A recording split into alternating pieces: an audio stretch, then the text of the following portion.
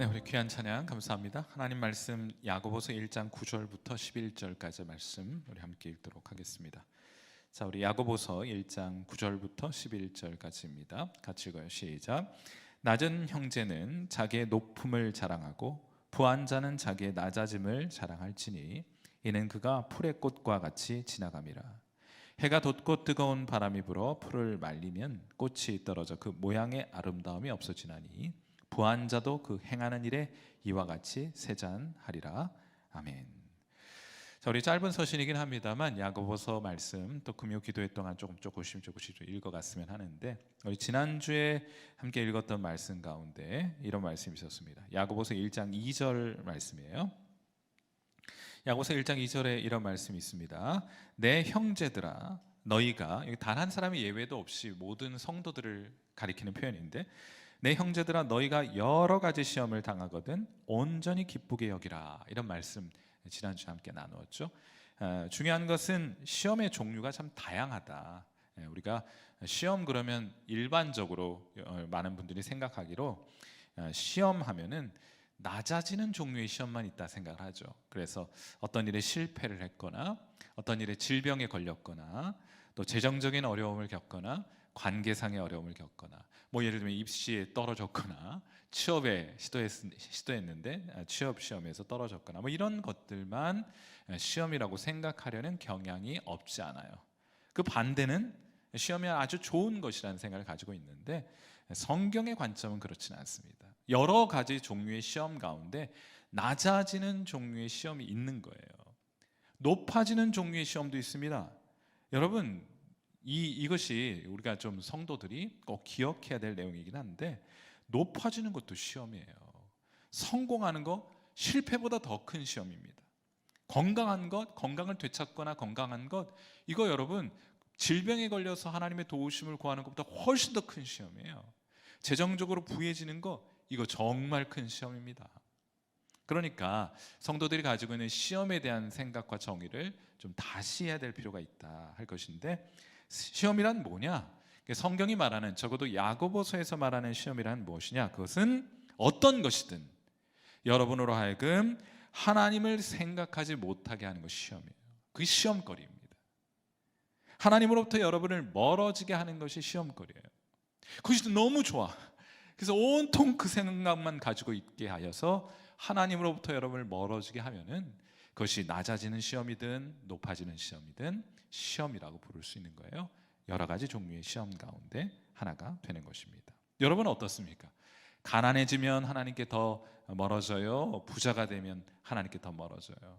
그거는 가난하거나 부자거나, 가난해도 하나님께 가까이 가는 사람이 있는 반면에 가난하면 하나님 멀리 떠나는 사람이 있어요. 부자여도 마찬가지입니다. 부자면 하나님 멀리 떠나게 됩니까? 딱 정해져 있지는 않아요. 부자여도 마음 가난한, 심령 가난한 부자가 있지 않습니까? 오히려 하나님을 더 붙들고 의지하는 사람들이 있죠. 자, 그러니까 시험을 그렇게 어떤 이건 시험, 이건 시험 아닌 거 이렇게 나눌 수 있는 건 아니고, 여러분이 하나님을 더 깊이 생각하게 하는 것, 그것을 방해하는 것, 이것이 시험이라고 정의하시면 되겠습니다. 자, 그런데 야고보 사도는 시험에 대해서 말한 후에 바로 이어서 지혜에 대한 언급을 하고 있어요. 자, 그러니까 지혜라는 것은 시험 당한 자들을 위한 하나님의 처방이다, 이렇게 부를 수 있겠죠. 자, 시험이 하나님에 대해 생각하지 못하게 하는 것, 우리가 이렇게 정의를 했잖아요. 자, 그러니까 지혜는 그것에 대한 처방이죠. 지혜는 무엇입니까? 어떠한 상황에도 그 상황에 하나님을 대입할 줄 아는 능력, 이걸 지혜라고 부르는 거예요. 어떠한 상황 가운데에도 그 상황에 하나님을 대입할 줄 아는 능력, 이것을 가진 사람을 지혜로운 자라고 부르게 됩니다. 지식은요, 여러분 노력하면 얻을 수 있어요. 성경 지식, 성경 안 읽어서 그렇지 성경 열심히 읽으면 성경 지식 얼마든지 가질 수 있습니다. 그런데 성경 지식을 가지고 많이 습득하는 것과는 별개로 하나님 생각하는 건 별개일 수 있어요. 지식은 많아요. 그런데 어떤 위기의 상황, 어떤 어려운 상황 또 여러분이 감당하지 못할 상황이 되면은 여러분이 가지고 있던 지식이 힘을 잃어버려요. 하나님에 대한 생각을 갖지 못하게 되는 경우가 너무나 많습니다. 그러므로 지식은 여러분의 힘으로 얻을 수 있지만은 성경 지식을 많이 가진 사람이 신앙 좋은 것입니까? 그렇지는 않아요. 물론 신앙 좋은 사람은 성경 지식도 많이 갖겠습니다만 성경 지식을 많이 가졌다고 해서 신앙 좋은 것은 아니에요. 지혜가 필요합니다. 그런데 지혜는 우리가 만들어낼 수 있는 게 아니에요. 우리가 얻을 수 있는 것이 아니에요. 우리가 만들어낼 수 있는 것이 아닙니다. 우리 스스로 얻을 수 있는 것이 아니에요. 그래서 야고보 사도는 1장 5절에서 이렇게 말합니다. 하나님의 약속이니까 같이 한번 읽어봐요. 자, 우리 야고보서 1장 5절 같이 읽습니다. 시작. 너희 중에 누구든지 지혜가 부족하거든 모든 사람에게, 단 한 사람이 예의도 없어요. 모든 사람에게 후히 주시고 꾸짖지 아니하시는 하나님께 구하라. 그리하면 어떻게 하신대요? 주시리라. 하나님을 어떤 상황에도 생각하고 대입할 수 있는 능력을 하나님께서 주시는데 그냥 가만히 있으면 주시는 것이 아니고 어떻게 하라고 그래요? 부족하거든 하나님께 구하라. 그러면 주시리라 하고 말씀을 하시잖아요. 여기 후히 주신다는 말은 우리말 번역에 후히 주신다고 하니까 막 구하면 막 이만큼 주신다는, 하나님을 대입하는 능력은 뭐 예를 들면 어느 상황에든 대입할 수 있는 능력이 지혜라고 하면은 뭐 그 양의 문제는 아니지 않겠습니까? 여기서 말하는 이 후히 주신다는 말은 헬라어로 하플로스라는 단어를 번역해 놓은 것인데 영어로 표현하면 굉장히 쉬워요. 영어로 표현하면 이 하플로스, 우리말로 후히라고 번역해 놓은 이 말은 simply라는 뜻이에요. 단순하게 주신다는 거예요. 너희가 지혜를 구하면은 내가 단순하게 그냥 구하면 묻지도 않고 따지지도 않고 뭐 그럼 인사돌이요. 묻지도 않고 따지지도 않고 하나님께서 그 주신다고 말씀하시는 거예요. 자, 그래서 지혜를 가진 사람들은 어떻게 반응하는지 보세요. 이어지는 야고보서 1장 9절에 이렇게 합니다. 낮은 형제는 자기의 무엇을 자랑해요? 높음을 자랑해요. 그 낮은 자리, 그 실패의 자리, 연약함의 자리에서 하나님을 대입하고 하나님을 붙들게 되니까 저 하늘나라의 영광스러움을 소망하며 살아가게 된다는 뜻이 아니겠어요? 무슨 생각하게 됩니까? 비록 이 땅을 살아가면서는, 여기 지금 낮은 형제라는 표현은요 이후 10절에 등장하는 구절과 대꾸를 이루고 있는데, 여기서 낮아진다는 것은 이 문맥 속에서는 가난해지는 것을 의미하는 거예요. 왜냐하면 10절에는 부한 형제, 높은 형제라고 나오지 않고 부한 형제라는 표현이 나오거든요. 그러니까 여기서 말하는 낮은 형제는 물론 다른 연약함을 표현할 수도 있겠습니다만 재정적으로 경제적으로 가난한 상태를 의미하는 표현인 것이 맞습니다. 가난한 형제는 자신의 높음을 자랑하라, 자신의 부유로움을 자랑하라 하는 거예요. 왜 그렇습니까? 이 가난한 이 땅을 살아가면서 가난하게 살아가는 우리 오늘날 성도에게 하나님을 대입하니까 어때요? 우리 하늘 아버지는 얼마나 부유한 분이십니까? 비록 우리가 가난하고 남들 자랑할 만큼 많이 가지진 못했다 할지라도 우리 하늘 아버지 부자이시니까 우리의 필요한 것 지금까지 신실하게 채워오셨잖아요. 솔직히 말해서. 물론 창고에 재놓을 정도로 뭐 통장에 쌓아놓을 정도로 많이 주시지는 않았는지 모르겠지만은 한번 여러분 정직하게 우리 자신의 과거를 한번 생각해 보세요. 하나님 신실하시잖아요. 우리 먹여오셨잖아요. 앞으로도 마찬가지 아닙니까? 남들만큼 많이 쌓아놓고자 하는 그런 욕심만 내려놓을 수만 있다면 우리 하나님께서 채우신 것에 대해 감사할 수 있겠고, 오늘 우리가 처해 있는 형편에 대해서 자족하며 살아갈 마음을 가지게 되지 않겠습니까? 하는 거예요. 자, 낮은 형제는 그 가난한 상황 가운데 하나님을 대입하니 우리 하나님 얼마나 부유한 분이신가, 그로 인해서 하나님을 자랑하며 내가 그분의 자녀임을 자랑하는 자리에 머물게 되겠죠. 두 번째로는 야고보서 1장 10절입니다. 자, 부한 자는 자기의 낮아짐을 자랑할지니 이는 그가 풀의 꽃과 같이 지나감이라. 여러분 말씀드렸던 것처럼 저는 개인적으로 생각하기에 부자로 사는 것이 훨씬 더 큰 시험이라 생각해요. 그렇지 않습니까? 부자가 훨씬 더 큰 시험이에요. 훨씬 더 하나님으로부터 멀리 떨어질 가능성이 높은 사람들입니다. 함부로 부자 되려고 하지 마세요. 하나님께서 우리에게 재물을 허락하신다 할지라도 이 재물 잠시 후면 사라질 들에 핀 풀과 꽃과 같은 것임을 우리가 알기 전까지 재물을 얻는 것은 여러분 재앙이라 생각해요. 왜냐하면 그 재물을 주면 하나님 멀리 떠날 것이 명약관화하기 때문입니다. 많은 사람들이 그렇게 하잖아요. 저는 개인적으로 훨씬 더 큰 시험이라 생각해요. 우리 교인들이 부유할 때 하나님 더 찾겠어요? 재정적으로 형편 어려워지면 하나님 더 찾겠습니까? 물어보나 많아요. 하나님 더 가까이 나오는 것은 우리가 연약할 때인 것이 틀림이 없습니다. 여러분, 그럼에도 불구하고 부자이지만은 자신의 낮아짐을 자랑하는 부자들이 있어요. 이 상황에, 자신이 재물을 많이 가지고 있는 이 상황에 하나님을 대입해 보는 거예요. 그럴 때는 어떻습니까? 우리가 가지고 있는 재물, 우리가 가지고 있는 건강, 우리가 자랑하고 있는 이 세상적인 것들 무엇이든지 관계없이 그거 다 풀의 꽃과 같아서 잠시 후면 사라져 버릴 것들 아닙니까? 우리 젊음, 저도 뭐 많이 나이를 많이 먹은 것은 아니지만은 이전과는 같지 않은 우리 자신의 모습을 보게 되지 않아요? 불과 엊그제 같은데, 청소년기, 청년기 시절이었던 시절이 엊그제 같은데 벌써 중년의 나이를 지나서 노년을 준비하는 시기를 살아가고 있지 않습니까? 불과 그냥 하루아침에 쏜살과 같이 우리 인생 지나가 버리고 마는 것 같아요. 그러니 많이 가졌어도 이거 잠시 후면 사라질 것이니 어떤 것에 대한 관심을 가지게 됩니까? 영원한 것에 관심을 가지게 되지 않아요? 하나님께서 성경을 통해 우리에게 말씀하신 영원한 것 세 가지 무엇입니까? 하나는 하나님 영원하시고, 두 번째는 하신 말씀이, 하나님의 말씀인 곧 성경의 말씀이 영원한 것이고, 마지막은요, 하나님의 형상을 따라 지음받은 영혼들이 영원한 것이니 우리 이 땅 부지런히 살아가는 동안 부지런히 하나님 추구하고 하나님 말씀 사모하고 우리 곁에 있는 형제와 자매들 사모하는 일에 더 깊이 우리에게 허락하신 물질과 건강과 또 이 에너지를, 그런 열심을, 우리의 재능을 그런 일들에 사용하고자 하는 마음을 가지게 되지 않아요? 자, 그래서 마음 가난한 자로 살아가는 부자들이 있다. 자, 마태복음 5장 3절에 그런 말씀이에요. 그래서 무엇이 가난한 자요? 심령이 가난한 자는 복이 있나니 천국이 그들의 것이며. 이게 제일 좋아 보이죠, 그렇죠? 여러 생각, 옵션이 여러 가지인데, 가난하고 하나님 안 믿고, 이거 1번. 가난한데 하나님 열심히 따르는 것 2번. 부자인데 하나님 없이 살아가는 것 3번.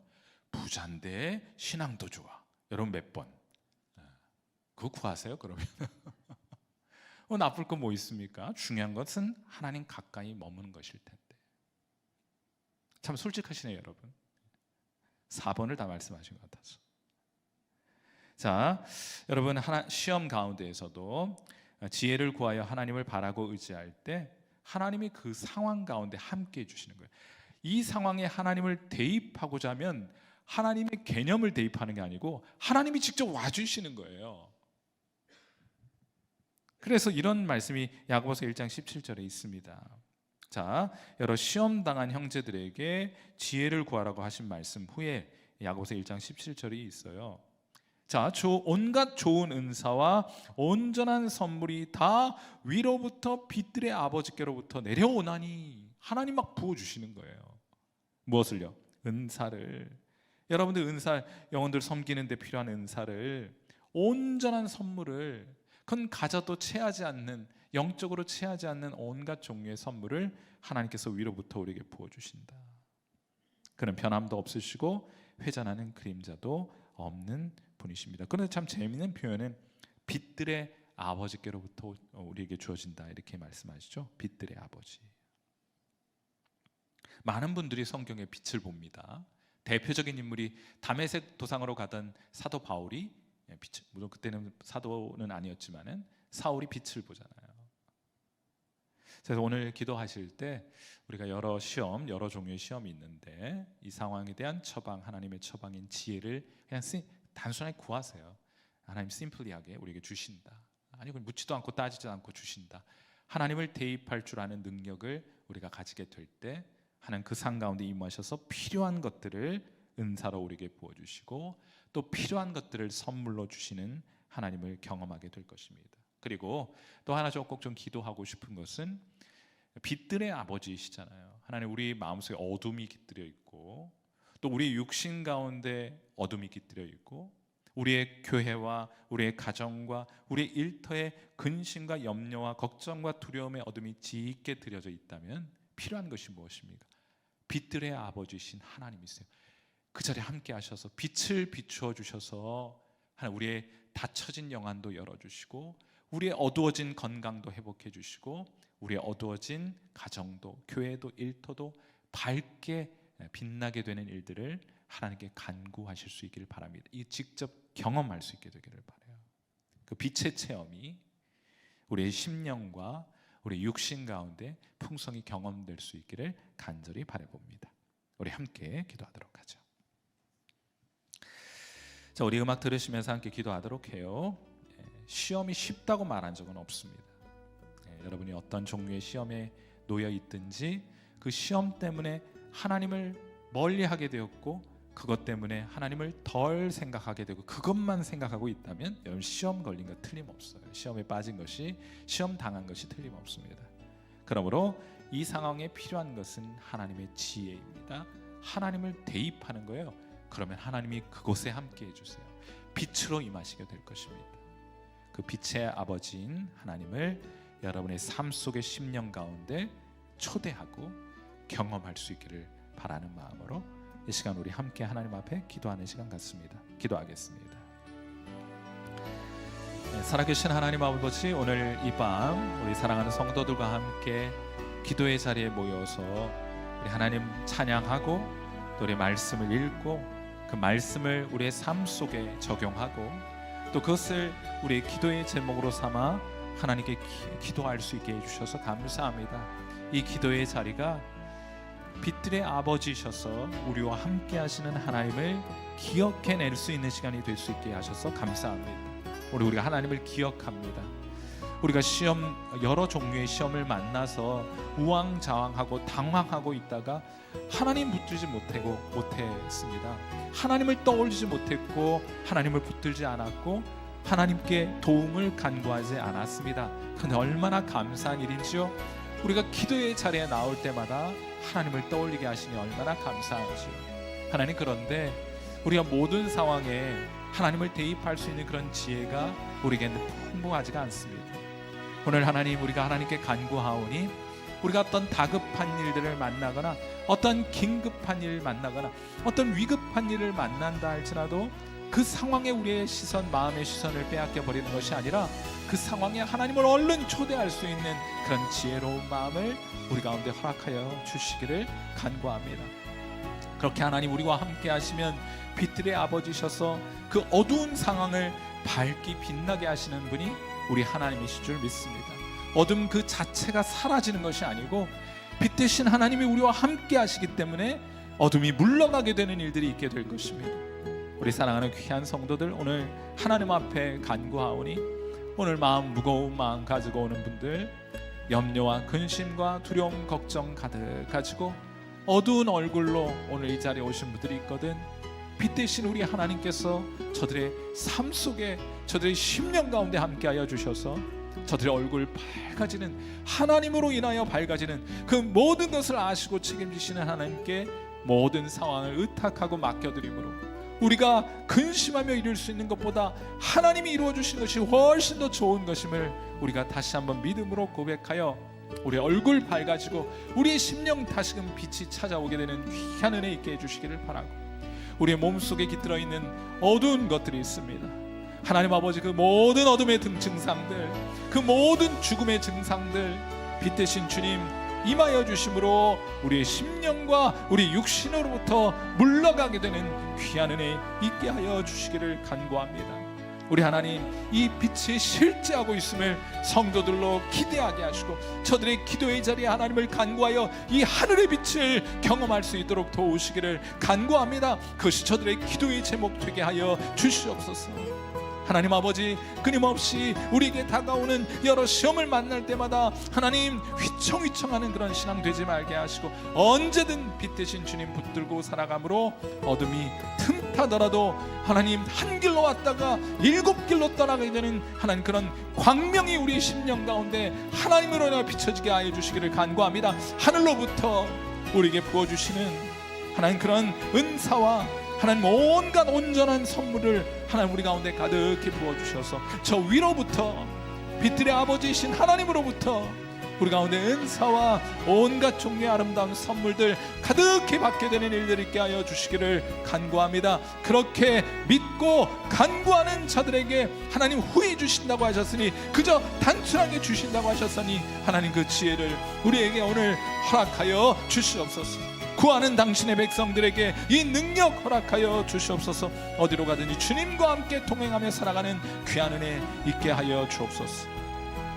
오늘도 우리가 처해 있는 상황 가운데 우리의 교회와 우리의 자녀들과 우리의 건강과 우리의 이웃과 세계 선교를 위하여 하나님 기도할 때 하나님을 이 상황에 대입하게 하시고, 하나님이 우리를 위하여 일하시는, 아니 하나님이 우리를 위하여 일하시는 하나님 그 귀한 일들을 기대하며 기도하는 하나님 거룩한 기도의 자리 되게 하여 주옵소서.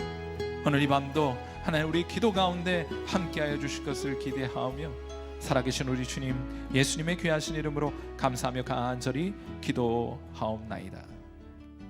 아멘.